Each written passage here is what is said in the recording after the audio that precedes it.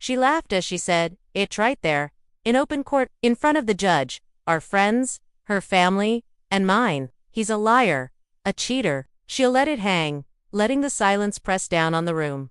I want the house, the cars, the bank accounts. Then she turned to face me, eyes hard and unforgiving, and full custody.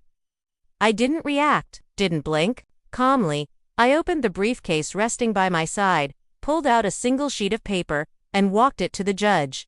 No drama, no words. I laid it before him and stepped back. He started to read.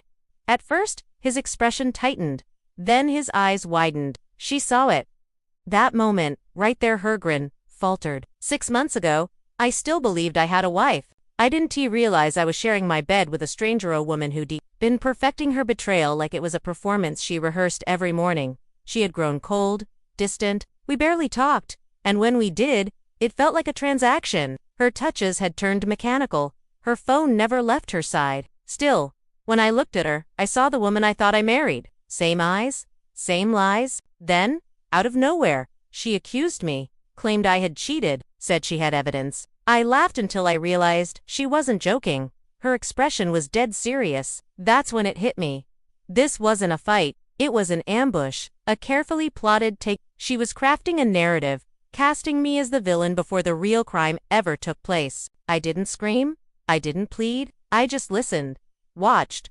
The more confident she got, the more careless she became. Her mask slipped. I began to piece things together, business transactions linked to companies I didn't know, hidden logins, a burner phone she'd forgotten to log out of, photos, conversations, locations, names that had never crossed my ears. So I hired someone discreet, someone skilled, and then came the truth, cold and undeniable. It wasn't just cheating.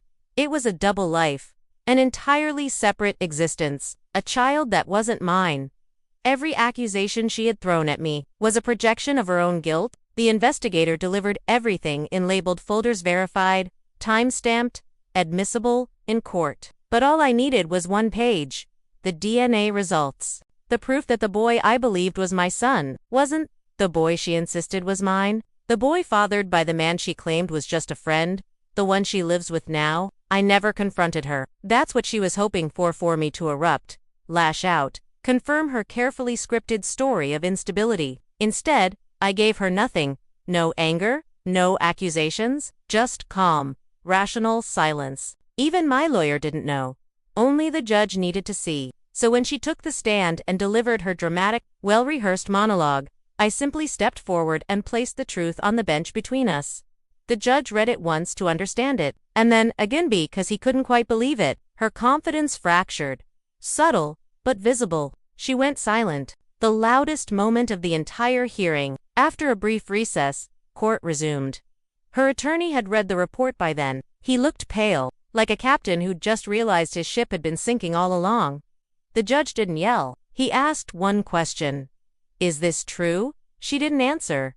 She didn't have to. The proof was right. They're signed, sealed, undeniable. I didn't glance her way, not because I couldn't but because I didn't need to. She had built an entire case out of smoke and manipulation, and I let her. She believed I was too broken to defend myself, too devastated to think clearly. She was only half right. I was hurt, but my clarity had never been sharper. The judge ruled in my favor. Everything. The house, the assets, full custody. She tried to interrupt, to reclaim the floor one last time, but the courtroom didn't belong to her anymore. No spotlight, no audience, just the sharp, echoing silence of her lies unraveling.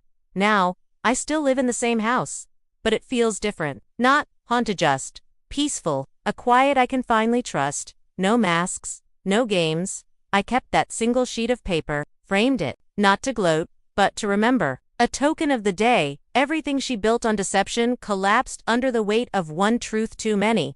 I didn't win. I ended it.